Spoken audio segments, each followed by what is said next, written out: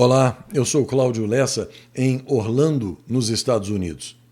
Aqui não é sala de aula, mas esse teste já foi aplicado aqui e para quem não passou na prova, agora é hora de aprender, de uma vez por todas. Na biologia, é preciso saber diferenciar vírus, bactéria e parasita.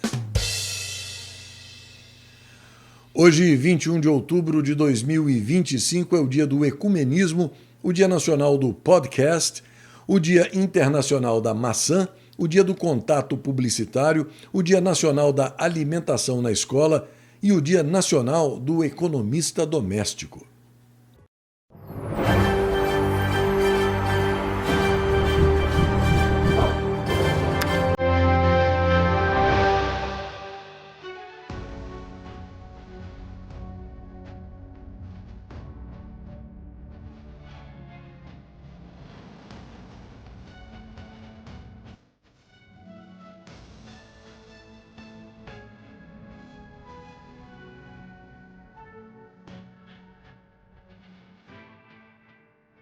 Os indicadores financeiros mostram dólar e euro baixando, bolsa de valores e Bitcoin subindo, IPCA e Selic na mesma e alta do grama do ouro.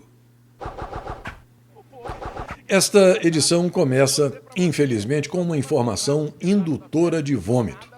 Você já deve estar sabendo que o moleque agitador e invasor de propriedade privada Guilherme Boulos, cobrador de aluguel de mendigos, finalmente conseguiu o primeiro emprego.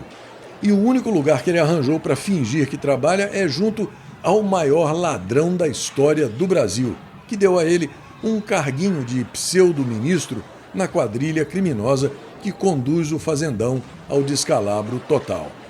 Na postagem ao lado, o Henrique diz que o Brasil está num poço sem fundo e o Sérgio Enes complementa dizendo que é ainda pior porque o cachaceiro corno ladrão de velhinhos e aposentados está preparando esse lixo para substituí-lo. Na verdade, na realidade, esse escorregadio mini-mi do atual ocupante do Planalto, quem quer que seja ele, tem se esmerado durante anos em adquirir os mesmos trejeitos, a mesma fala e o mesmo sorriso de vigarista daquele que ele sonha substituir um dia. Uma perspectiva péssima para o fazendão.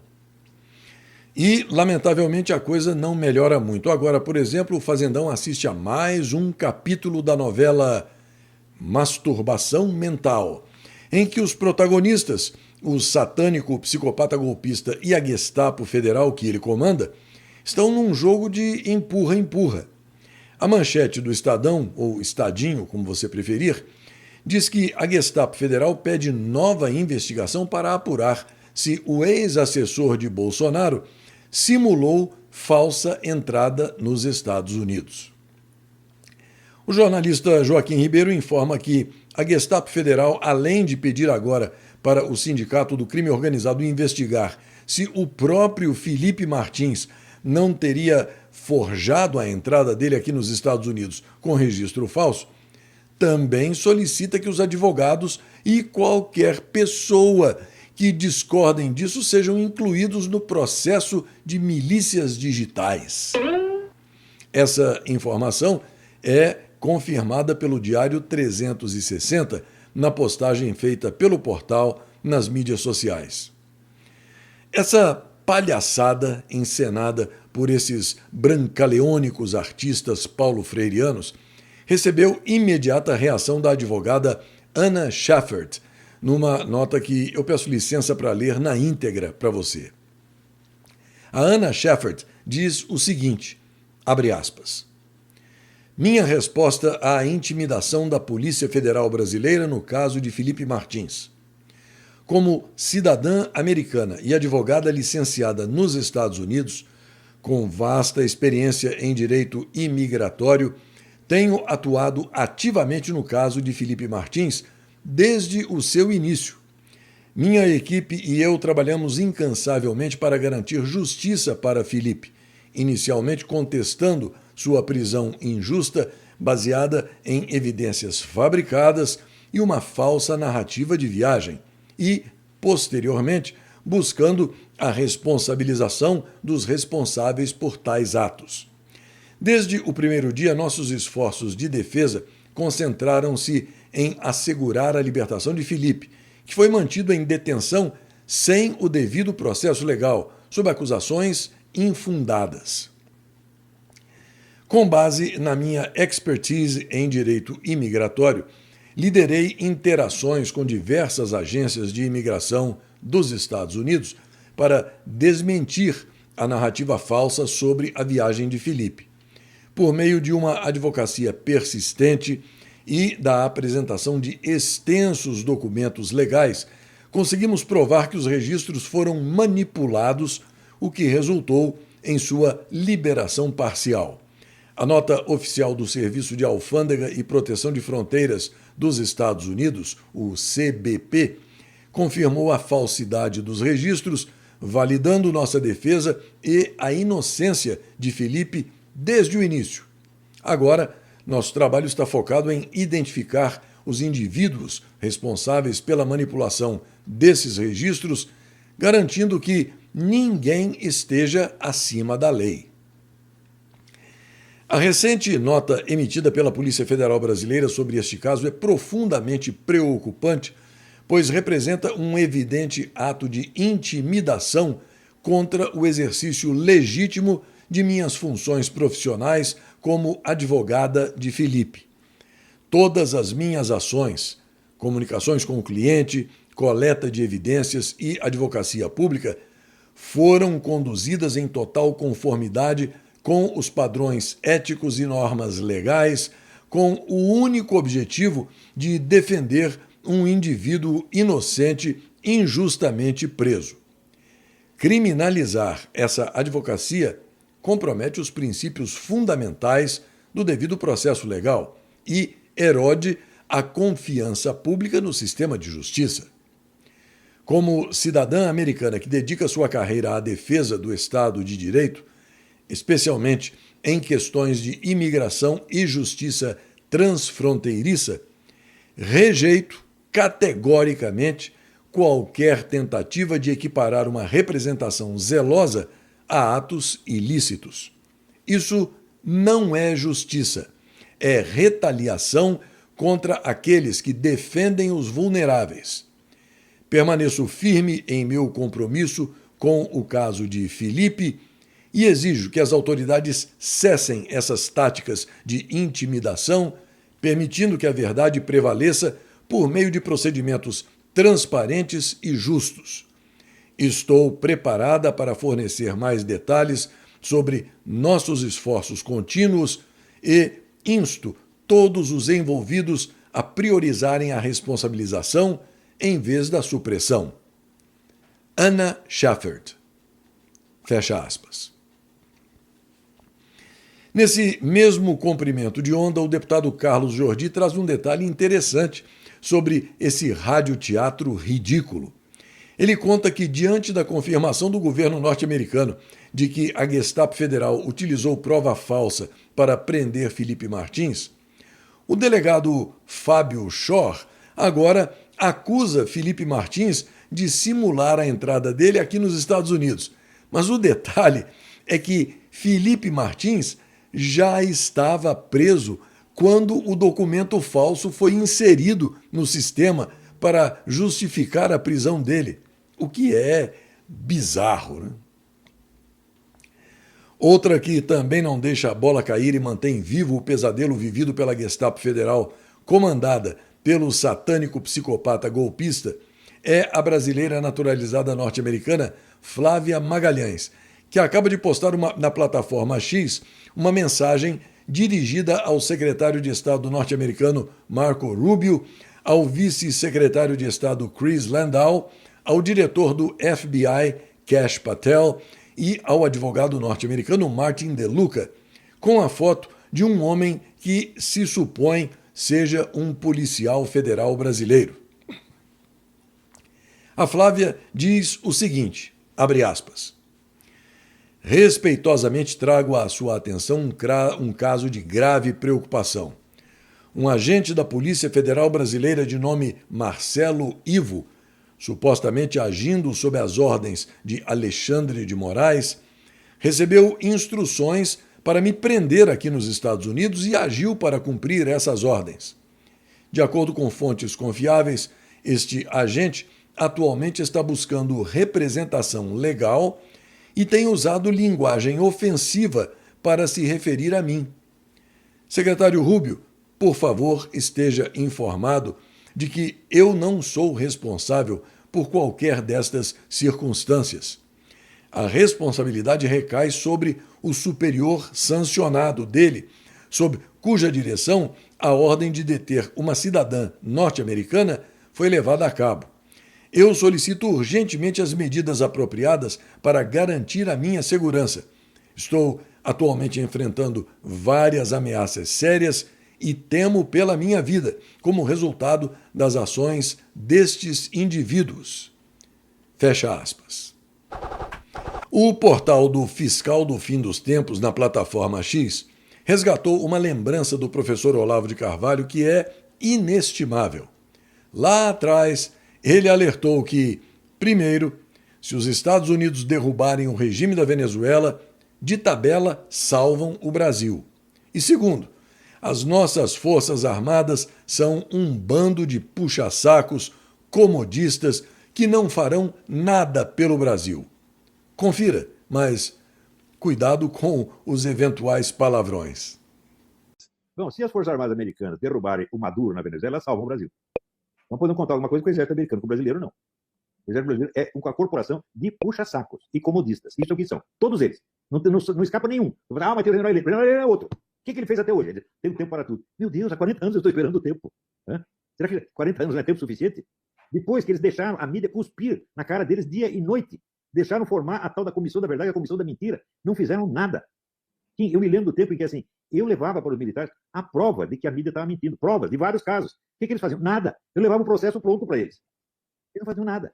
Tinham preguiça. E hoje também tem preguiça. Preguiça e covardia. Então, eu desafio qualquer um deles, por exemplo, eles dizem, em 64 nós salvamos o Brasil do comunismo. Salvou o caralho, pô. Puta mentira, idiota. Eles favoreceram o comunismo. No começo eles fizeram alguma coisinha contra. Pouquinha coisa. Prenderam os professores, né, tiraram os caras da USP. Depois deixaram. E ficaram dando dinheiro para a esquerda. Eles combateram a esquerda armada, a guerrilha. Então é o seguinte, eles não eram contra o comunismo, eles eram contra o comunismo armado. E o outro lado, o comunismo, eles ajudavam. Eu já contei várias vezes a história do Enio Silveira, era o dono da maior editora comunista do Brasil, editora Civilização Brasileira, que umas semanas de morrer me contou. A minha editora viveu de ajuda do governo militar, porra. Aquela época é a época de maior sucesso da indústria do livro esquerdista no Brasil. O que os militares fizeram? Me mostra um filminho anticomunista que eles tenham produzido. Nunca. Um livrinho anticomunista que eles tenham distribuído nas escolas. Nada. Nada, nunca. Para não dizer, a única coisa que fizeram um pouquinho, o Geisel trouxe o cara que era o pastor da igreja dele, o pastor Richard Wurmbrand, né? Que é um cara que esteve preso 16 anos na Romênia, sofreu todo tipo de tortura, comprovada por a comissão médica da ONU, tá certo? E ele trouxe lá o pastor Wurmbrand, que foi lá no Rio Grande e fez 2 sermões e pronto, foi embora. Isso foi total de propaganda de comunista feita pelo governo militar. Resultado, quando terminou o governo militar, qual era a única força política que sobrava? Os comunistas. Os comunistas dominavam tudo. Então o quê? Eles promoveram o comunismo. Porque eles eram comunistas? Não, porque eram idiotas e covardes. Sempre foram.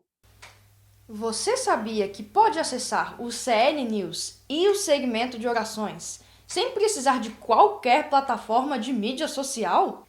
Está no ar o novo site clnewsoficial.com. Acesse o clnewsoficial.com, guarde o site nos favoritos do seu navegador, espalhe essa boa notícia e não se esqueça de enviar a sua colaboração. A sua ajuda é fundamental para a continuação e a sobrevivência desse projeto jornalístico, iniciado há 5 anos. Qualquer valor ditado pela generosidade do seu coração e ajustado pela realidade do seu bolso será sempre muito bem aceito. Desde já, muito obrigada. No Diário 360, a informação de que a Justiça com J minúsculo do Fazendão, mancomunada com a criminosa quadrilha Petralha que fraudou as eleições de 22 e segue roubando sem freios, agora resolveu censurar as postagens que vinculam o irmão do maior ladrão da história do Brasil ao escândalo do INSS. Como se vê, falar a verdade no Fazendão dá problema. Ainda no Diário 360, notícia de que o corrupto homúnculo paraibano, que atua como menino de recados do satânico psicopata golpista, enquanto está sentado na cadeira de presidente da Câmara, agora resolveu defender a elevação da mistura de etanol na gasolina para 35%. Perguntar não ofende, né? Mas será que ele também come na mão do PCC como o chefe dele? O Space Liberdade informa que o julgamento aqui nos Estados Unidos do militar venezuelano Hugo Carvajal, conhecido como El Pollo, ou o Frango, está sendo adiado de 29 de outubro para 19 de novembro. O portal diz que isso significa que o Frango Carvajal está colaborando com as autoridades norte-americanas, o que, vamos e venhamos, é péssimo para a criminalidade petralha disfarçada de partido político que fraudou a eleição de 22, colocando o maior ladrão da história do Brasil dentro do Palácio do Planalto. Na Gazeta Brasil, a notícia de que o grupo terrorista Hamas anunciou hoje a entrega de mais 2 corpos de reféns israelenses. Segundo o comunicado divulgado pelo grupo, os corpos foram recuperados hoje na faixa de Gaza, mas as identidades das vítimas não foram detalhadas. O ex-presidente da França, Nicolas Sarkozy, foi recolhido hoje à penitenciária La Santé, em Paris, para cumprir uma pena de 5 anos de prisão por associação criminosa e financiamento ilegal de campanha eleitoral. A prisão de Sarkozy, amiguinho do peito do maior ladrão da história do Brasil, marca a primeira vez na história recente da França que um ex-presidente é encarcerado após uma condenação penal definitiva. Segundo a sentença, Sarkozy participou de um esquema para captar na Líbia recursos não declarados do regime do ditador Muammar Gaddafi, destinados ao financiamento da campanha presidencial dele em 2007. Na Gazeta do Povo, o registro de que o Senado dos Estados Unidos não conseguiu, na 11ª tentativa, aprovar uma lei de financiamento do governo, o que fez a paralisação da gestão federal completar 20 dias. Segundo informações da emissora CNN, foram 50 votos a favor da proposta e 43 contra. Pela regra da chamada filibuster, ou obstrução, apenas os projetos que recebam a partir de 60 votos favoráveis avançam no Senado. Ou seja, mesmo tendo maioria na casa com 53 cadeiras, o Partido Republicano precisa de votos da oposição para aprovar uma proposta para dar fim à paralisação do governo, o chamado shutdown, quando apenas os serviços essenciais continuam em funcionamento. Neste dia 21 de outubro, em 1520, o navegador português Fernão de Magalhães descobria um estreito agora conhecido como Estreito de Magalhães. Em 1824, o cimento Portland era patenteado. Em 1838 era criado o Instituto Histórico e Geográfico Brasileiro, que contou com o patronato do imperador Dom Pedro II. Em 1879, o inventor e empresário norte-americano Thomas Edison solicitava uma patente para o projeto dele de uma lâmpada incandescente. Em 1917, nascia o lendário músico de jazz Dizzy Gillespie.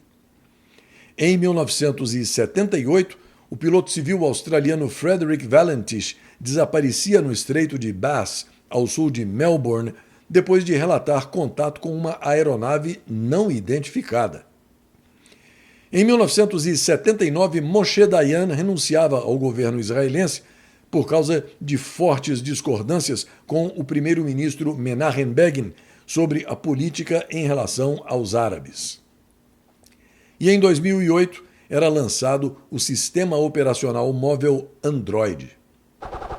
Esta edição do CL News está quase terminando, mas eu aproveito agora para agradecer a você dessa grande família que me recebe na sua casa, que prestigia esse meu NetJornal, me envia mensagens e dizer que eu leio todas elas, embora eu nem sempre consiga responder a cada uma.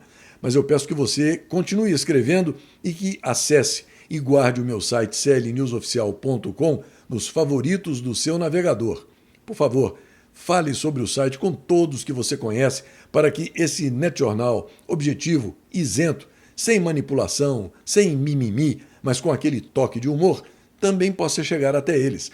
Se você puder enviar uma ajudinha de qualquer valor, ela também será muito bem aceita.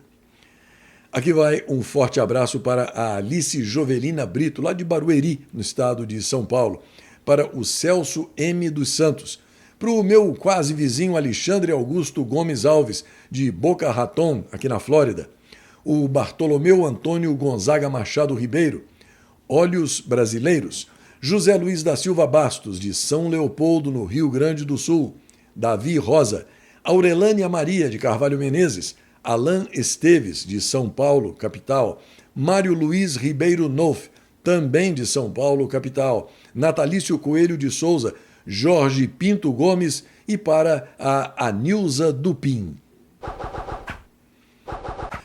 E mais uma coisinha. Diante de tudo o que se vê nessa mentirada do psicopata e da Gestapo Federal envolvendo a entrada que nunca houve de Felipe Martins aqui nos Estados Unidos, a constatação é de que a insanidade realmente é continuar fazendo sempre a mesma coisa e esperar resultados diferentes. Até a próxima.